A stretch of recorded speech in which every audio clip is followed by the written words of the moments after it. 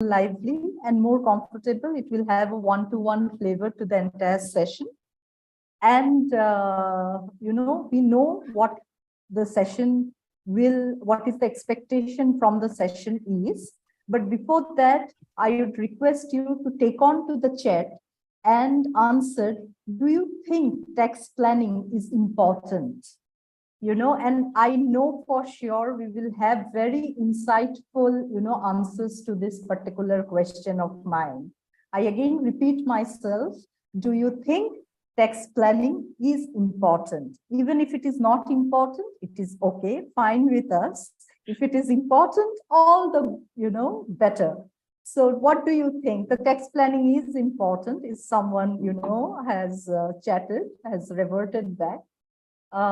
Okay, yes, Athira, yes, we are there with you. Very, very important. Yes, Gita, we know it is important, but there is no right or wrong answer to it. So even if you think that, yes, it is not important, we are there with you, and we will change that, view of yours after this session, So that is one thing.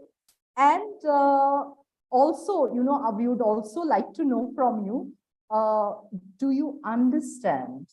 This is the most important part. Do you understand how income tax is calculated?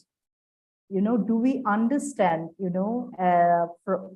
how income tax is calculated? Yes, no, or whatever, is your viewpoint, you can put it in the chat box. We will get into it and look into it and see if it is okay, if it is not okay, a little bit. Yes, that's very honest of you, Athira, a little bit. I, for myself, I can talk, I don't understand IT at all.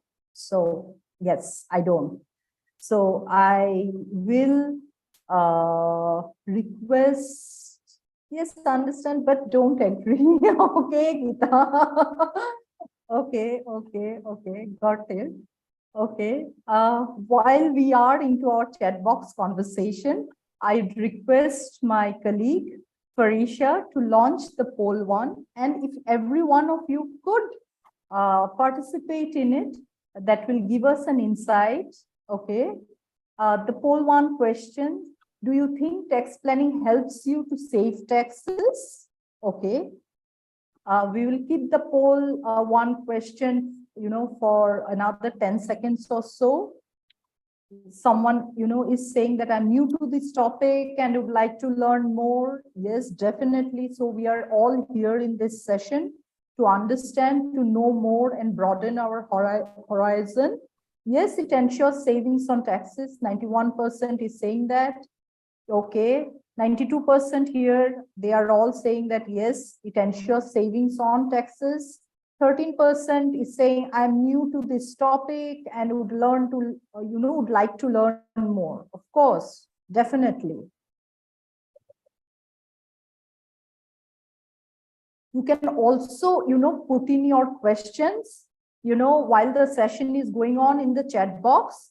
And after the session, we will take the questions, if not all, a few of the questions, we'll take it up and we will try to address them to the best of our ability.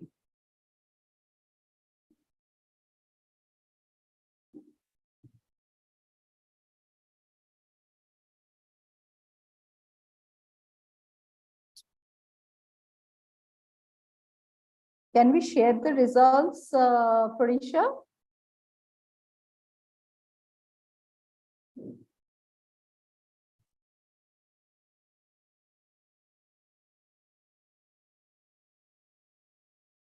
Yes, it ensures savings on taxes is what 87% is now saying. And I'm new to this topic and would like to learn more is the viewpoint of 13% of the participants.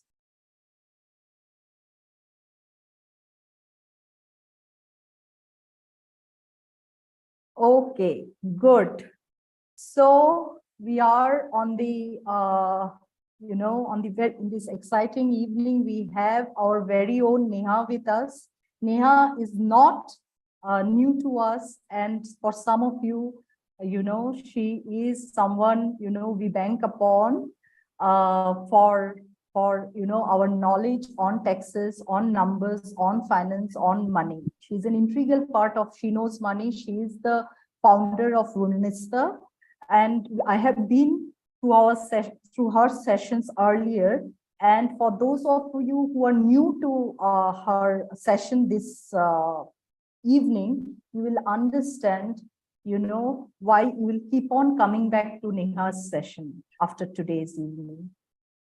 Okay, so with that, I open the stage to Neha on the session on tax planning. Over to Neha. Thank you for being with us at the beginning. Okay, and I know for sure that this would be one of those crackling sessions where the takeaways will stay with us for rest of our journey. Thank you. With that, I would request you to begin the session, please. Thank you so much, Doyle, for those kind words. And I really do hope, because taxes is one of those topics, that it comes across as dry, but something we need to do. We need to know about it. If anyone in the room agrees with that, you can feel free to talk about it.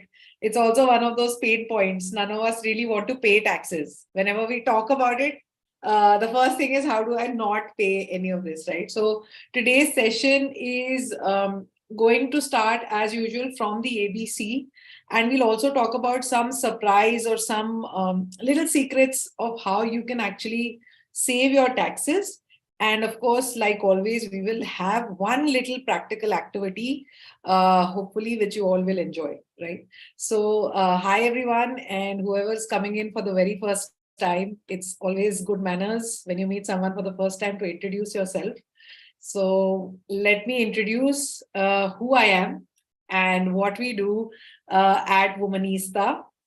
So the name is confusing for many, so I thought let's break it down.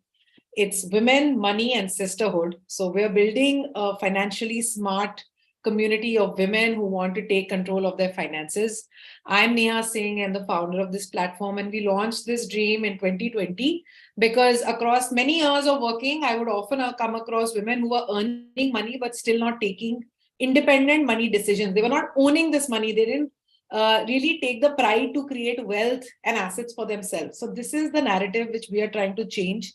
Over the last 2 years, many features, many accolades, many partnerships like the one that you see today. And it's been a wonderful journey, acknowledging the fact that a lot of us women now are ready to finally step up and take charge of our money, right?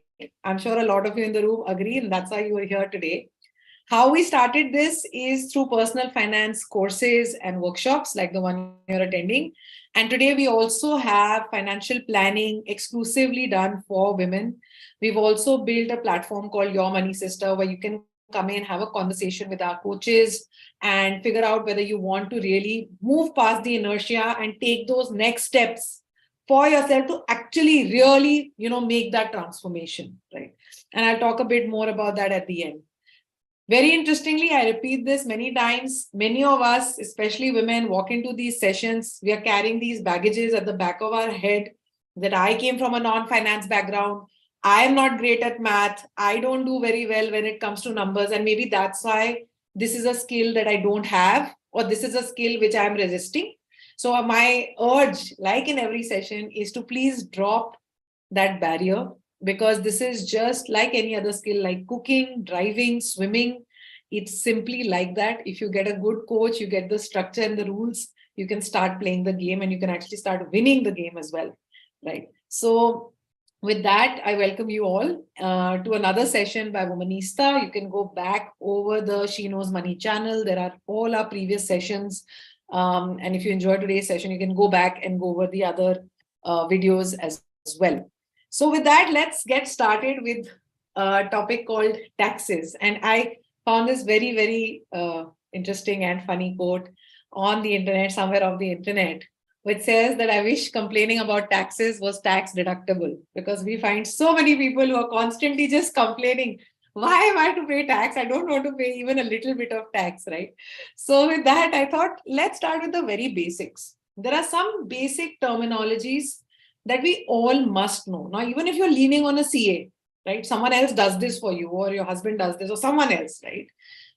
Does not mean that when you're looking at those documents or when you're reading and filling up those documents, you don't know what those keywords are, because it just reduces your own confidence, right? It is not about someone else. It's about how you feel when you're facing those fears. So I thought, why not keep picking up some keywords and introducing it? Maybe you all know those words, but no harm in reflecting over. And maybe for some of you, it might actually be new words that you come across, right?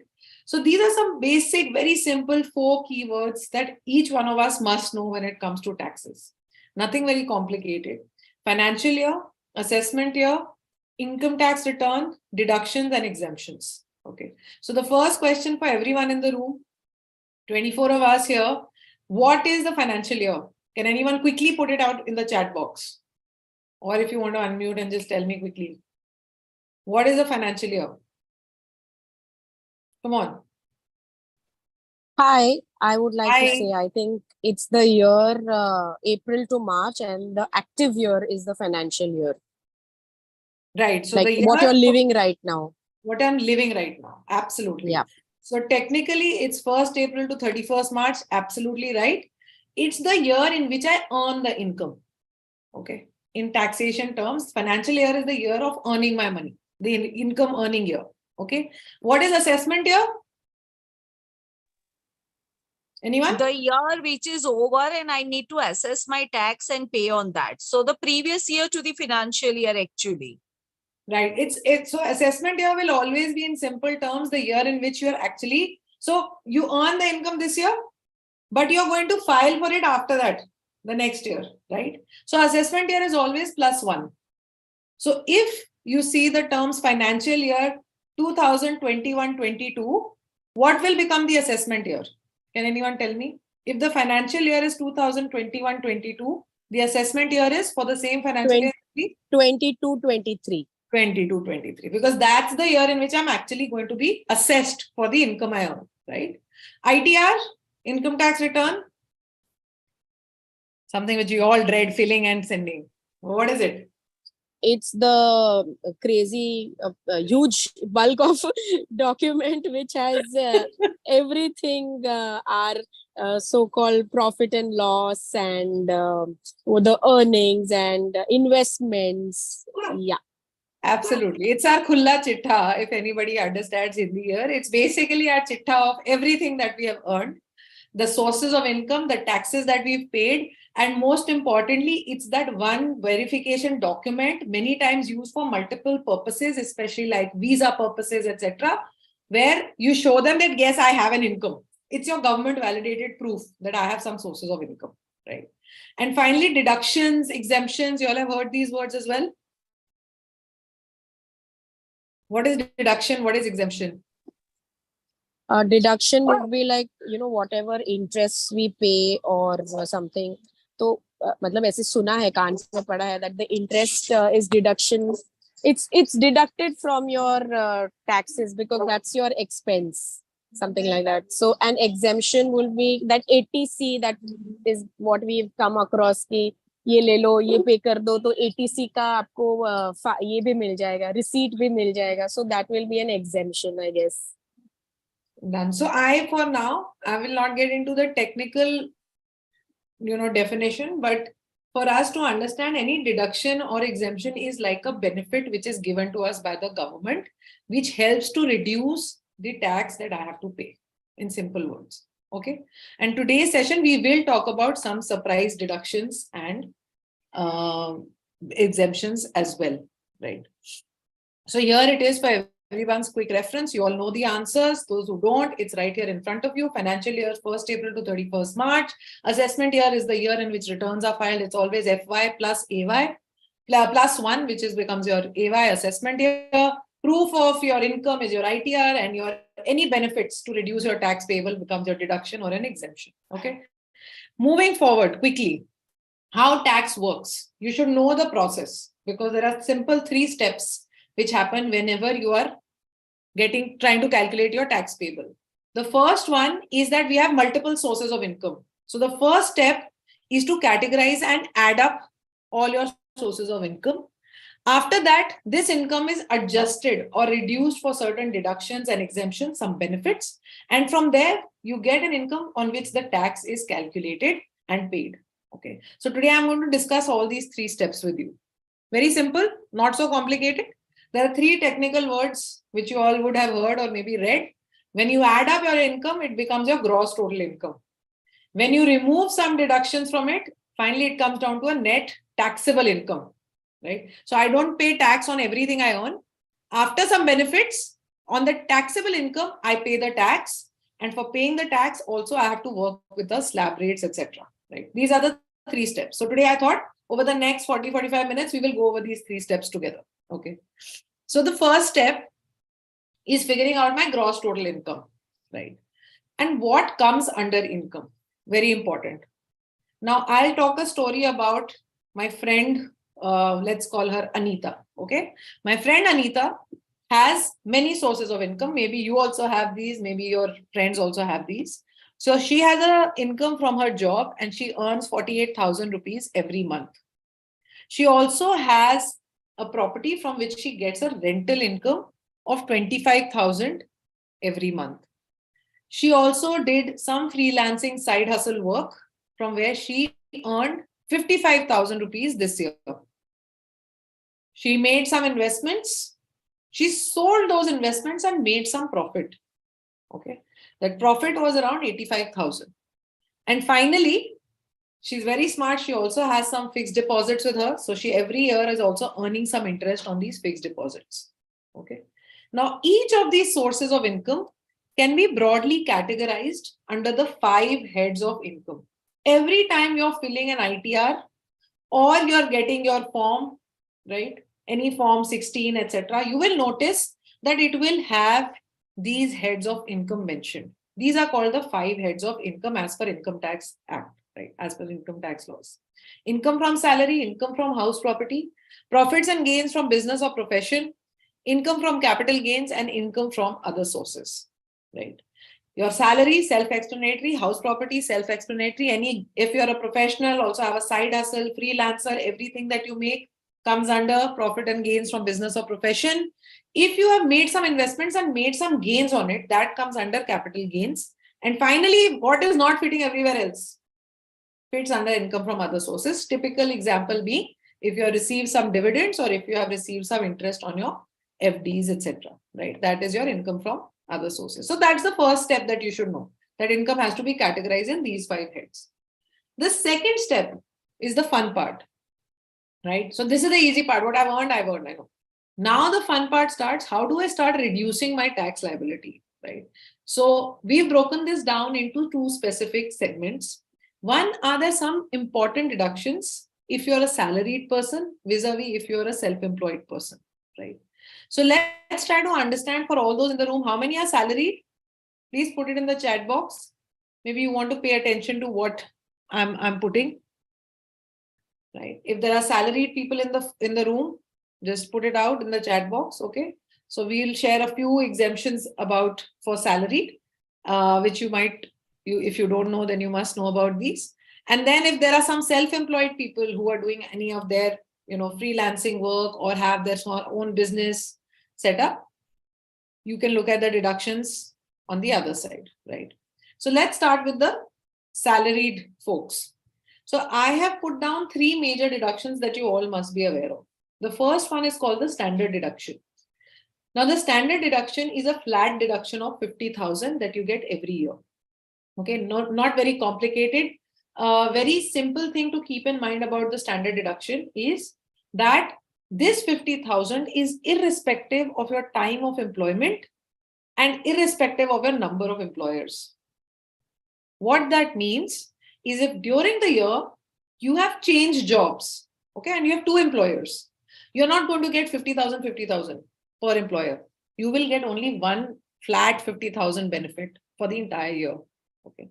Second very important point, supposing you have started working in say December, right? Does this 50,000 get adjusted based on the number of months that you're working? No.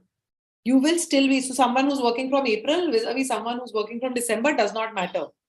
Both are eligible for a flat 50,000 deduction. Okay. This is very important. Second one is the HRA, house rent allowance.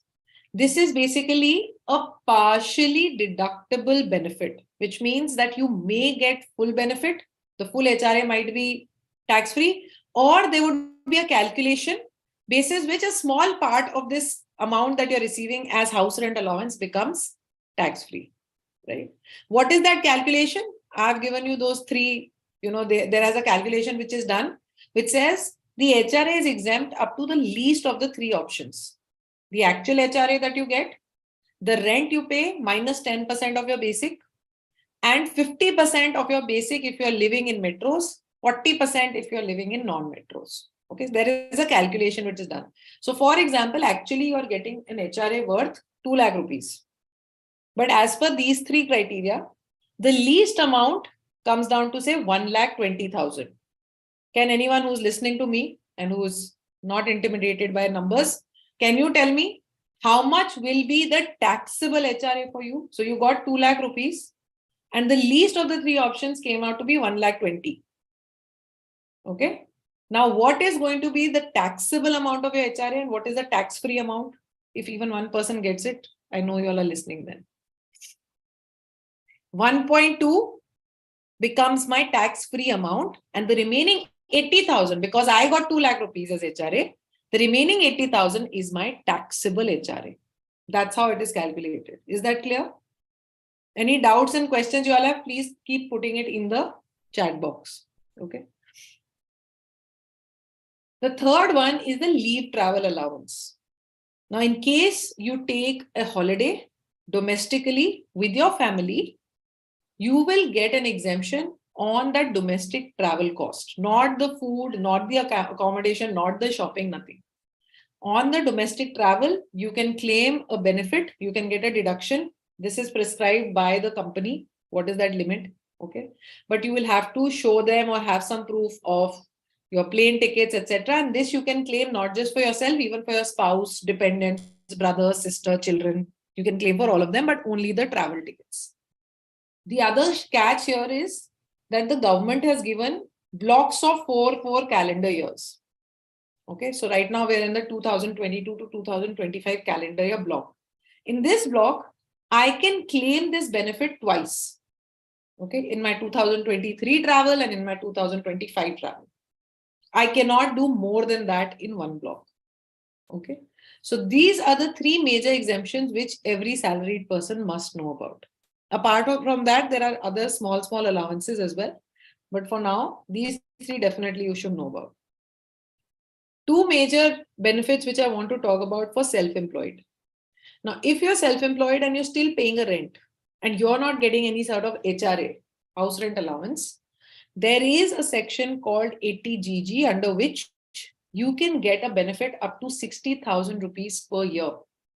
You can get that benefit. By benefit, it means that if you're paying a rent on your house and you're not getting an HRA, you can still claim up to 60,000 rupees as a deduction on that rent. You can deduct it out of your payment. That's a separate deduction that you can claim, right?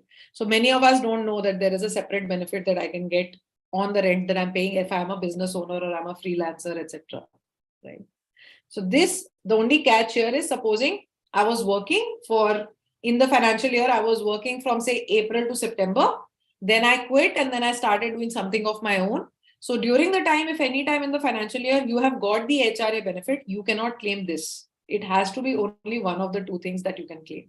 Either the 80GG benefit or the HRA benefit, right? That's the only cap here. But there is this section which you can check out if you are not getting an HRA. The second very important one is called a presumptive tax. Okay. Anyone here who is familiar with presumptive tax? I saw some people who said they were self-employed. So Sheetal, I can see your question. Anyone here who has heard of this presumptive tax? Self-employed folks especially might have heard somewhere. Never heard of it? Okay. So generally, how does a business person calculate their tax payable? Generally, what is the system? That you're going to earn some revenues, right? You're going to deduct the expenses out of it. If there's some profit, you're going to pay some tax on it, right? That's typically the system that works, right? So a few years back, they introduced this concept called presumptive tax as a special section, especially with a focus on small business owners as well as, standalone professionals like freelancers or doctors, architects who want to run their own practices. So this is very valid if you're a small business owner, which means your turnover is less than 2 crores. And if as a professional, your income is less than 50 lakhs in a year. Okay. For this year, for the coming financial year, this limit has gone up. So if you're a business earning a revenue less than 3 crores or a professional who's earning less than 75 lakhs, then you should listen on. Right. Let me tell you a little bit about presumptive tax. Okay. So the first and major benefit that presumptive tax brings. So this is the first secret for any self-employed person here. And see, use this as your entry to this particular concept, right? You can have a chat in detail with your tax experts. But if you're a business who's earning less than that amount of income, right, you can go back, consider this as an option. Why? Because under the presumptive tax, one of the biggest benefits that the government gives is that you do not need to maintain books of accounts and you do not need to pay for an auditor who's going to audit this. So any small business owner here will understand that a lot of paperwork is done just for this practice of maintaining the books of accounts and getting them audited. It's paperwork, it's also cost that is added on for you, right? So if you don't want to do that, you can consider presumptive tax. What does this say? Right? It simply says that if I am a business, I'm giving you 2 examples. If you're a business with a turnover less than 1 crore, okay, and typically you're getting digital payments, which means all your UPI bank account transfers, right? You get those payments of approximately 45 lakhs and you're getting cash payments of the remaining 55 lakhs. Under presumptive tax, there is a simple rule which says how much of your total revenue will be considered as your taxable income. Which means you don't need to calculate kitne expenses the, you don't need to maintain those books of accounts. It just gives you a flat rule.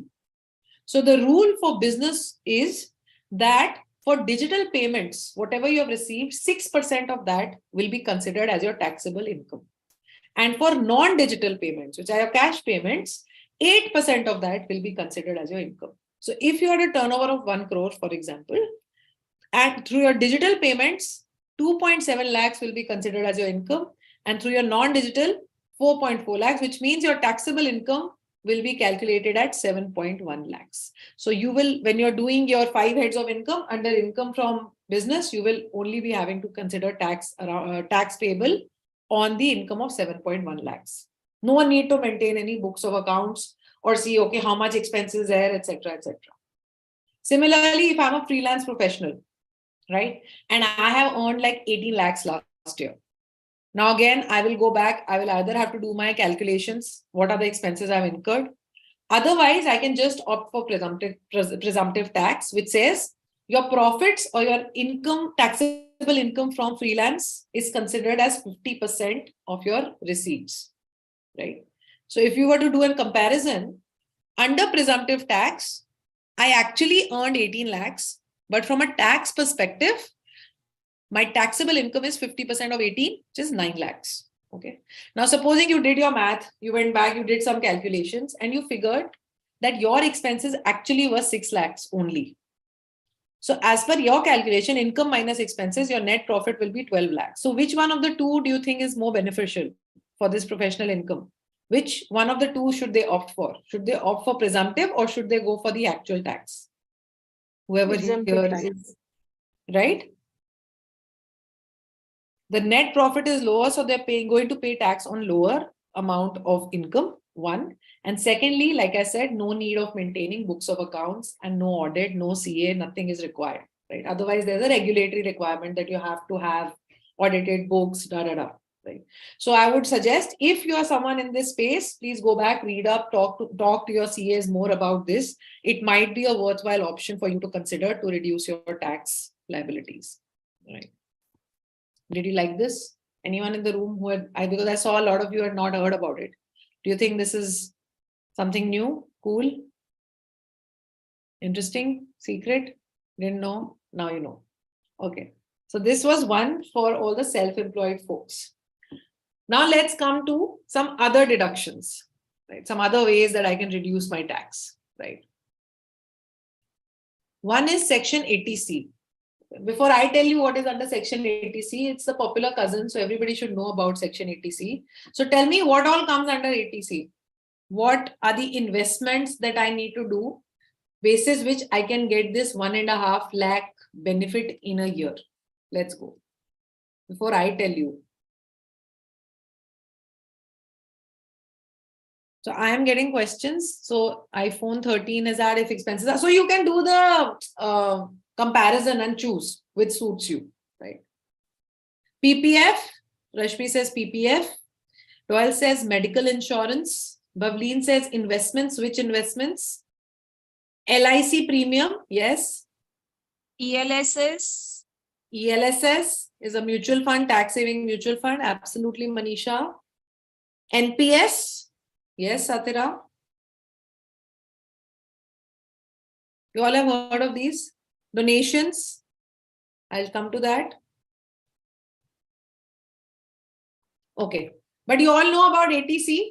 In simple words, this is a flat 1.5 lakhs deduction that you can get in a financial year. Okay, so whatever income you have earned, if you want to get this 1.5 lakh benefit or minus karana hai, so you have to do certain things. What are the things that you have to do? Many of the popular options you all mentioned. A public provident fund, tax saving fixed deposits, typically 5-year long fixed deposits that you can do. Many banks offer this. Post office offers a 5-year term deposit, which is like a fixed deposit, has a fixed rate of interest. National Savings Certificate, another post office scheme, which comes with a fixed rate of return. If you're looking for something which is not assured, you can look at a ELSS, which is a tax saving mutual fund. NPS, retirement product by the government, but gives market link return, and life insurance policy premiums. Okay.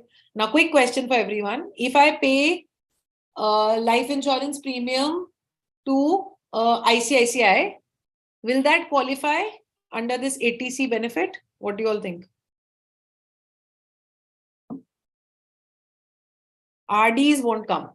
No RDs will qualify for 80C. What is assured return and what is market link? Assured means if I am investing in PPF, I know that 7% return इसमें अभी चल रहा है interest, वो मुझे मिलेगा ही मिलेगा. Right? That is an assured return. If I invest in a FD, upfront they tell me, okay, if you invest for 2 years, the return will be 6.5%. You know that, right? That means that I know there is an assurance. Market linked return means there is no assurance of how much guaranteed I'm going to get. But basis of historical performance, I can do an estimation that approximately I should be able to get, say, 12 to 14%, but it is not assured to me. That's the difference, right? So, no, first you all answer my question. If I pay an ICICI life insurance ka product मैंने खरीदा है, if I pay the premium for it, will I get a 80C deduction on that? If I have paid 1 lakh rupees as premium, what do you all think? Yes, yes, yes, absolutely. So, any life insurance company, private or public, does not matter. All life insurance products will give you the 80C benefit. Okay, this is clear. One. Second, one of you has asked, one term insurance or it has to be investment plus insurance product? What do you think? Will I get benefit if it is a term insurance? What is term insurance? We did a session on insurance. You can go back and check. But basically, simple words, term insurance is an insurance where there is no return and all linked. It's just a pure cover. Do you think it's a protection only? Nothing, no returns at the end. Will I get benefit? Yes, yes. Absolutely. So today's front bencher is Manisha. Right? So we are going to get term insurance or an investment linked insurance, does not matter. It has to be a life insurance company. You will get the benefit.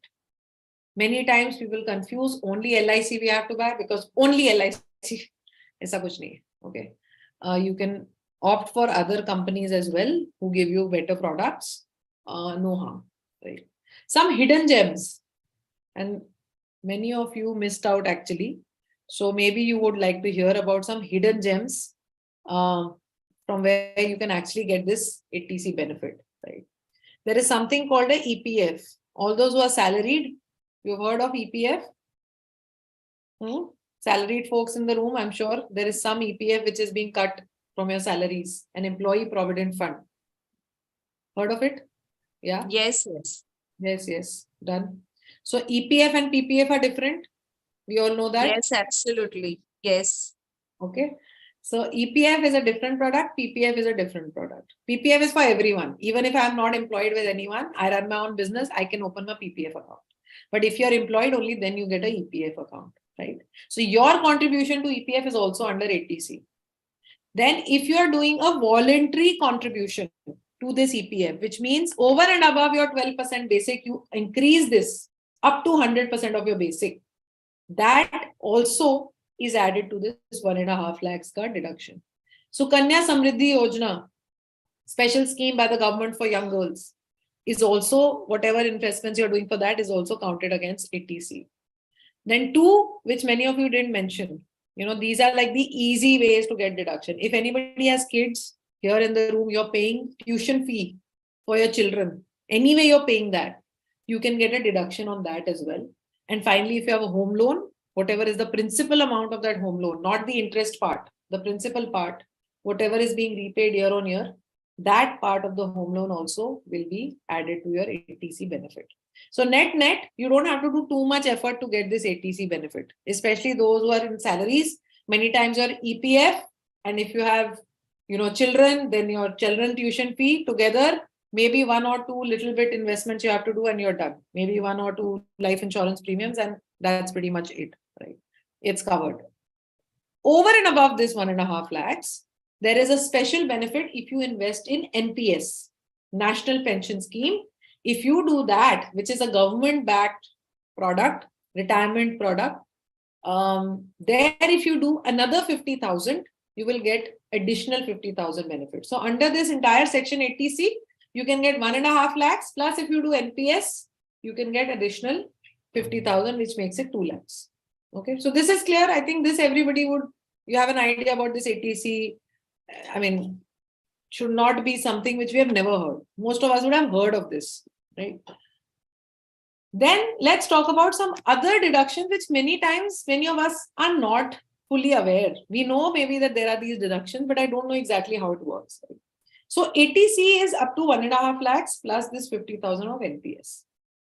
Over and above that, so this one is for Doyle, because you mentioned medical insurance, right? So your health insurance premium is over and above your 1,50,000 exemption. Okay, so yay, I can get an additional benefit, right? So if I'm actually paying whatever the premium I'm actually paying in the year up to rupees 25,000, and considering I am not a senior citizen, I am less than 60, I can claim as a deduction here.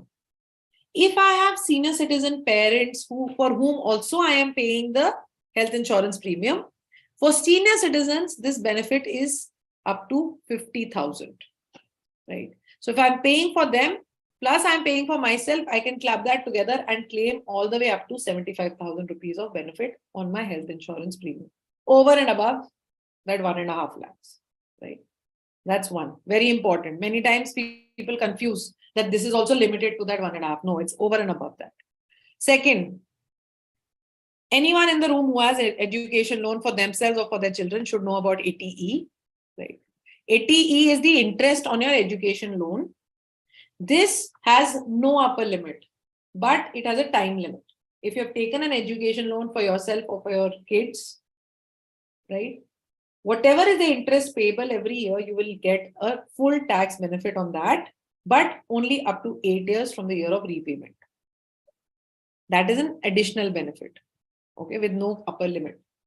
The third one, this one is really a secret one, and you all can tell me if you all knew this. The 80TTA or 80TTB, many times, at least many people I have interacted with don't even know that there is such a deduction which exists, right? This is the interest on your savings bank account. Okay. Whoever didn't know that, please put that we did not know and tell me that, which one of these is exciting and new for you. So whatever interest I'm earning on my savings bank account, up to 10,000 rupees, I can claim as a benefit on that also. Right? There's another further 10,000 rupees deduction for this. If you are doing this for your senior citizen parents, there is a deduction called 80TTB for them. And this benefit is up to 50,000 for them.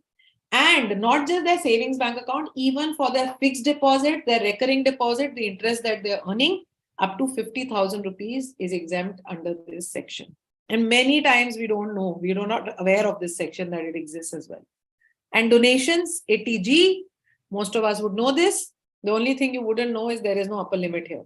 If you are paying to a charity, please make sure that it is a qualified charity. Check with them. They should give you a proper certificate, right? And either it will be 100% tax benefit or it will be 50% tax benefit. So you check with them.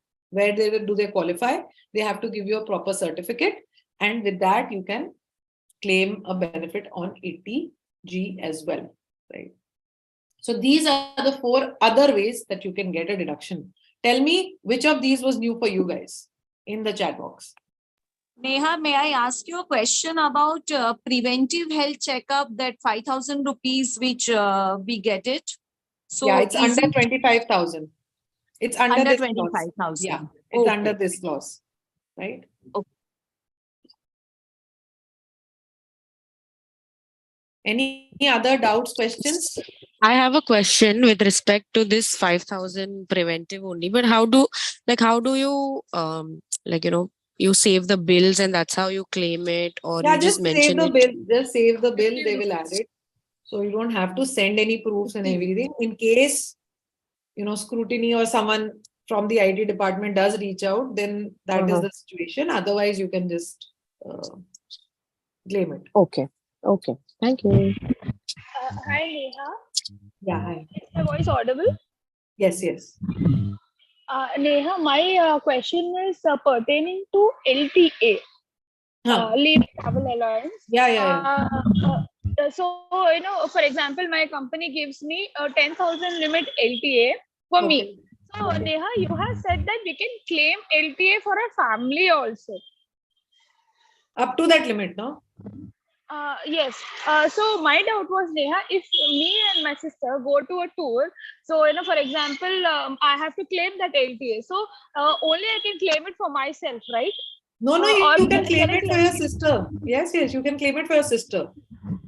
But Neha, मेरा question ये था कि क्यों मेरे company मेरे sister के लिए pay करेगा? For example, मुझे ट्रैवल के लिए ना, तो वो कह रहे हैं आपके फैमिली में डिपेंडेंट, आपके अगर पेरेंट्स भी आपके साथ ट्रैवल कर रहे हैं, अगर आपके ब्रदर सिस्टर कर रहे हैं, तो वो उन्होंने कहा कि ठीक है, बंदा ट्रैवल, सारे तो सोलो ट्रैवलर्स नहीं होते ना, कई लोग जाएंगे शायद फैमिली के साथ, तो they are giving you that benefit. तो साल में वो 2 बार ही दे रहे हैं ना 4 साल के ब्लॉक में, और वो भी सिर्फ फ्लाइट की टिकट पे दे रहे हैं या जो भी आपका ट्रैवल है, तो आप दे रहे हैं, आप अपने HR से कंफर्म करो, but as per the rules it is your family members में आपके ब्रदर सिस्टर, आपके स्पाउस, आपके चिल्ड्रन, आपके dependent parents, they all are counted. So Neha, आप कह रहे हो कि मैं LTA में अपने सिस्टर के लिए भी क्लेम कर सकती हूँ? जी, ये कह रही हूँ। Okay, thanks Neha, that's it. Okay, ladies, I know there are a few more questions. Maybe I'll take one question more and then we'll open the questions again at the end, because there is more stuff which I want to do with you. And then there's that practical thing also. Is there anything? Do you have to submit LIC statement or nothing? Just keep all your statements, everything with you. Or you generally will go and give all this documentation to your CA so that they can compile everything that you have. Otherwise, all your premiums, receipts, proofs, you have to keep with yourself. ITR, by the way, they are very smart. They are already capturing everything, because now everything is linked to your PAN card, Aadhaar card, everything is linked. So, अब नहीं भी देना चाहो तो वो सब capture हो रहा है, ठीक है? Okay, do you all want to do a little calculation? If you're up for it, we'll do it. Otherwise, I can skip, no problem. Up for it, yes, no, skip to the next, put it in the chat box. Otherwise, we can keep moving forward. Up for it. Up for it, we'll try to do at least. If we get the hang of it, I thought just because we have given so many deductions, let's try once. So say Nitya has a income of 8 lakh rupees. Okay. Now here are a few things that Nitya has done. Let's go over this slowly together. She is contributing to EPF 40,000 rupees per year. Whoever wants to do a little calculation, open your calculators or open your Excel sheet, whatever, right? You can do this. She also has a daughter whose tuition fee she is paying, which is 30,000 every quarter. Okay. Health insurance premium, she is paying for herself and her daughter, which is 11,000 rupees. And also 25,000 for her mother, who is 66 years old. She has invested 35,000 in the NPS scheme. She earned 15,000 interest from her savings and has donated 10,000 to charity. Can you all tell me what are her total deductions? Can anybody do the calculation slowly and tell me what do you think will be her total deductions? I'm going to wait and then let's see. I have given you all a hint.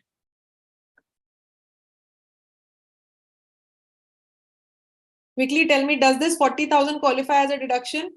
Yes or no? Yes?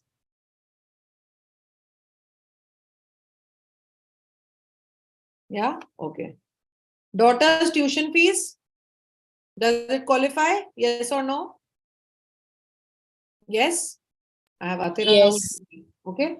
Now together, if I look at this calculation, it is 40,000 plus 30,000 per quarter, which is 1,20,000, right? 40 plus 120, 160. So has she covered under 80C fully? 150 is done for the year? Yes? Why no? 1,60,000 हो गया ना पूरा. यहाँ 40,000 हुआ. यहाँ 30 per quarter है ना into 4. 1,20,000 हो गया ना साल का. So 1,20,000 plus 40, 1,60,000. तो पूरा 150 हो गया. Health insurance premium, can anyone tell me how much he will qualify? No worries, it's a trick question. Atira, even I added little twist there just for this. Health insurance, anyone? How much will she qualify for? Any clue? For non-senior citizen, Neha, it was how much health insurance? 25,000. 25,000. And for senior citizen, it was? 50,000. 50,000. Okay. Okay. So full amount 20. So what has she paid? 11 plus 25. So 36,000 fully she can claim. Very good. Correct. Then additional which she has done 35,000, that also she can claim up to that 50,000 का benefit है. And then interest पे कितना save कर सकते हैं? Anyone? How much on interest if you remember? TTA 10,000 here, and then donations में, let's assume it's 100% she's getting benefit, so 10,000 here as well, right? So if I just total it up, her total deductions come to approximately 2.41 lakhs, which means now, is she going to pay tax on 8 lakhs? No, she will be paying tax on 5,51,000. Big benefit of being able to do all these things, right? Awesome. The real question is, how much tax did she save? So we've understood about deductions, we've got to know about few new deductions as well, right? But we finally want to see tax kitna bacha, right? Iske liye we need to understand two more things. And this is the last section, so I will only talk about, so if anyone's sleepy, wake up. Last section for today. We are going to talk about the tax regime and we are going to talk about the tax slabs, okay? Now there is something called the old regime and the new regime. You all are familiar with this old regime, new regime? You ever heard? Anyone in the room who has never heard what is this old regime, new regime? Shruti says she doesn't need to pay tax only. Just heard about it, but have no Heard idea. about it. And new information I learned is that 7 lakh के ऊपर नहीं भरना है some taxes. Yeah. 7 lakh के नीचे. ऊपर तो Sorry, भरना है. नीचे. Yes, नीचे. Correct. ठीक है. So basically एक जमाना होता था where the taxation process was the way I taught you, 3 steps. The total income, then the deductions are gone, and after deductions are gone, some amount is left, and then on that there is a tax slab. So basis the slab, you're calculating how much income tax I have to pay. Now, last year, they introduce this thing called as a new regime. Okay, so this is option number 2. With this new regime, they came up with some new slabs, right? Which basically means they try to optimize ki if you are within a certain range of income, maybe your tax liabilities might be very different. The tax percentages would be different. Okay. What is the reason? Many times, a lot of us are doing investments, etc., only for tax saving. The government said, oh, why do only those kind of investments? Maybe you all want to have more money to do other kinds of investments or just spend it for that matter. So let's also introduce a regime where there is no deductions at all. Okay. We'll take your income. We'll just remove the deduction part of it. And then whatever income you have, we will just put a tax on that. Okay. So let's try to understand what is the difference between this old regime and new regime. Okay. And then let's look at the tax slabs as well. And of course, I'll do a practical activity. Then Shruti can get the answer. How much tax did she save? We will see 2-3 scenarios. Okay. So this, I'm telling you, ladies, is applicable as of the financial year right now, which means the funds for which you will all be filing your ITR. Okay, not for the next financial year. The next financial year, some edits have been made, which I'll share in the next slide. But for this financial year, these are the tax slabs up to 2.5 lakhs on both tax regimes, no taxes payable. This is for the current financial year, 22-23. Okay, ending 31st March 2023. Right. 2.5 lakhs to 5 lakhs, 5% tax. Now this comes under something which is a rebate. Okay. So what is a rebate? It's a gift. That's why I put this picture of a gift. The government has given us a gift saying, Vaise to if you were under 2.5 lakhs, you didn't have to pay tax. But here is my gift to you. If you have taxable income less than 5 lakh rupees, no tax. This 5% also is maaf. In case you have paid it, please file your ITR, take a refund, and money is back. Okay. So in your mind, you can say, okay, 5 lakhs tak to no tax. Even if I have paid, I will get that money back. Now you will notice the difference between the old and the new tax regime starts from 5 lakhs all the way up to 15 lakhs, right? Can you see the rates of interest are different, right? The tax slabs are different. In the older regime, the rates become much higher, right from 5 lakhs plus.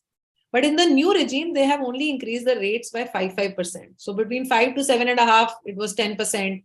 Then 7.5 to 10, it is 15%. So all the way up to 15 lakhs, you are getting some sort of a benefit if you were in the new tax regime. But we don't know because the clause is everything is not so great. Under the new tax regimes, all the deductions that I talked about, none of them apply. Okay. So if you are already paying a LIC premium, no deduction. If you're paying EPF, no deduction. If you're paying if you're already doing some tax saving mutual fund investments, or you are paying child's tuition fee, none of this will be considered, right? Your health insurance premium, nothing. All that is crap. They don't give you. No HRA, no LTA, nothing is applied on new tax regime. Okay. The only thing as of this financial year which is applied is your employer's contribution to NPS. Not even standard deduction. Okay. Going forward, they have made some changes. I will share that with you. Okay. So this is very important to know that new regime, lower rates, but no tax benefit, no deduction benefit. So how do I choose? So I thought I'm going to leave this a little calculator with you all. Okay. How much did she save? This is on the income tax website. So it's the most authentic possible source. Only if you all say yes, because I'm really at the last mile. If you all say yes, then we will quickly try to do one sample calculation for Nitya and see whether how much tax she paid and how much she benefits. But yes, for that, please. I need some enthusiasm in the room. Yeah, please, let's do it. So I'm going to share this link and I'm going to share this with all of you. Just give me a second.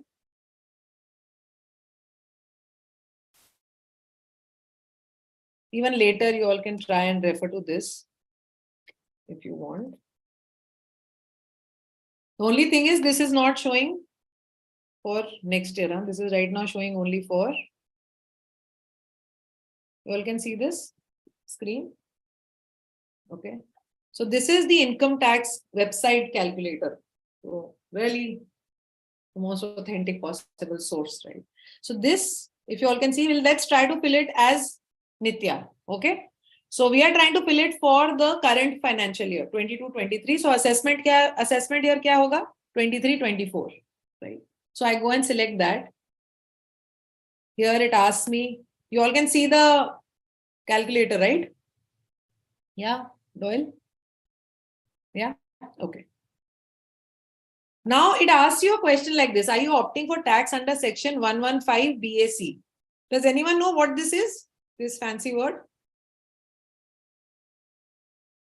This is what we just talked. No. New regime or old regime?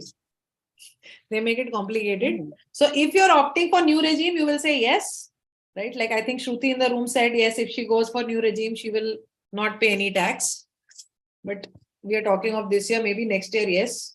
She's fallen under that, but she's taken deductions. So we'll have to check, right? If you go for new regime, then you opt to say yes. If we are going for old regime, we go for no. Okay. So let's say for now, we are saying no. Let's try with all her deductions and benefit how much tax she is paying. Should we do that? So I want to click no. I'm going for the old regime. Male, female, doesn't matter. Residential status, for now, just take resident. NRI is different. Now here it is giving you all, can you see those heads of income which we discussed? Right. So say for her, income was 8 lakhs. Right. 8 lakh was her income. Then let's say for now she has no other sources of income. And let's try to play with her deductions. Okay. I'll try to do whatever I remember. I will add that here. So 40,000 was her EPF, if I remember. Then it gives you all the options. Can you see the options which we discussed? Tuition fee she's paying for the children is 1,20,000, right? Additional contribution to NPS, 35,000 she was doing. No Sukanya Samriddhi, nothing. Then your Mediclaim comes under 80D. So 36,000 she was getting under this. Nothing else. Donations, I think she had done 10,000 worth of donations. Can you see all those which you had seen? Higher education, nothing was there. And interest on savings account, TTA, another 10,000. Right?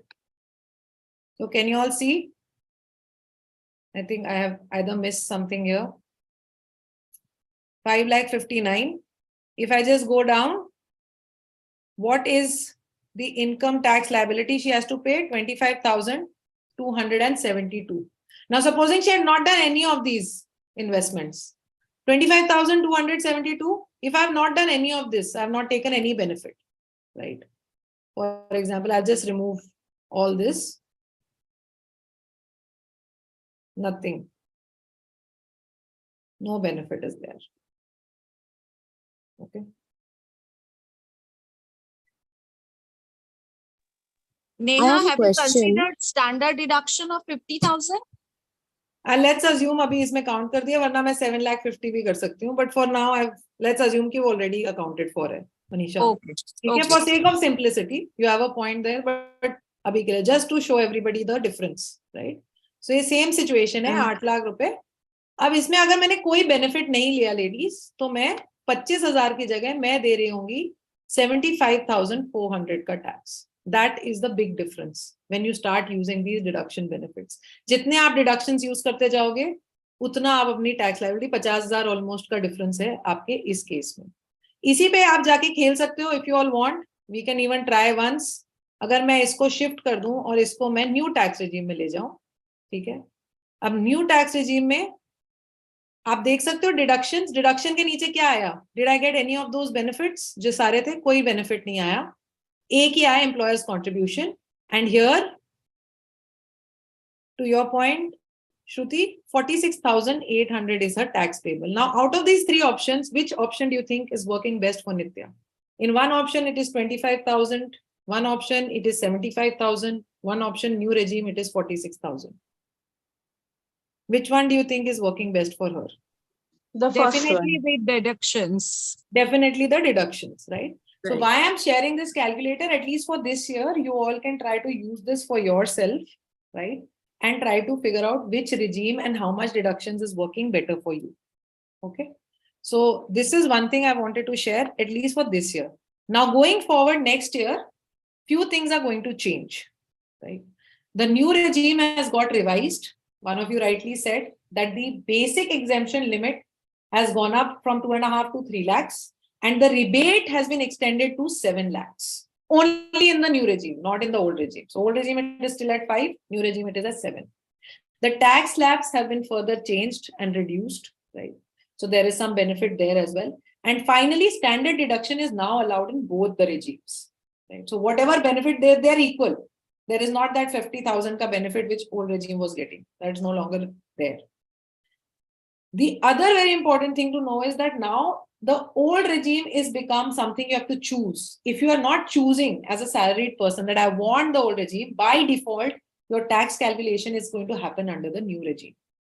Now, simple thing which I'm going to leave you all with when you're exploring this calculator as well, or if you find other calculators which you can go and explore for the new changes.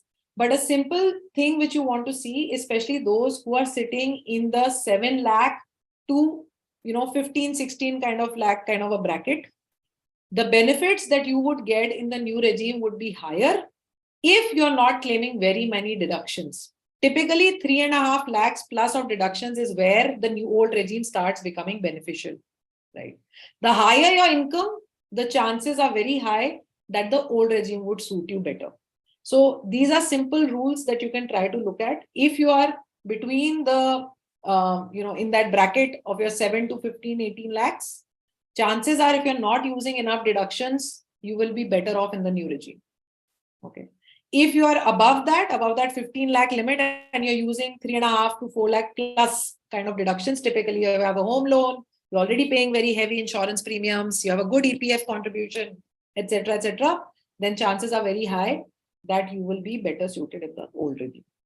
Okay. And with that, I am going to leave you with one little call to action. If you're someone who's still sitting on the bench, has not booked their free 15 minutes call with us, please use the link. I'm going to put the link in the chat box. Please use that, book your free 15 minutes discovery call, have a chat with us, our team. Whatever is the kind of questions, how do I get started with my investments? If there is a specific question you have around, taxes or investments you have done, you want to talk about how to start planning for a specific goal you have in mind, any of this, feel free to come and have that conversation with us. And of course, don't forget to follow us. And now the floor is open for questions before we wrap. I hope you all enjoyed the session today. It was not as taxing as taxes really is. The session was really simple to understand and it was really good. मुझे एक question पूछना था Neha regarding LTA only. My company has a limit of 10K. Flight costed me 16K, Neha. So which should be claimable? 10. 16. 10. The limit है उसके नीचे. Okay. Neha, we have a few questions. May not be, we have the time to answer or take up all of them, but a couple of them. Two, three questions we will happy to take up. Someone said that, house rent is not captured in Aadhaar. So why is it, yes, how is it, getting captured? Actually, house rent वगैरह का भी है, जब आप 50,000 से ज्यादा का देते हो तो आपको देना पड़ता है पैन कार्ड वगैरह.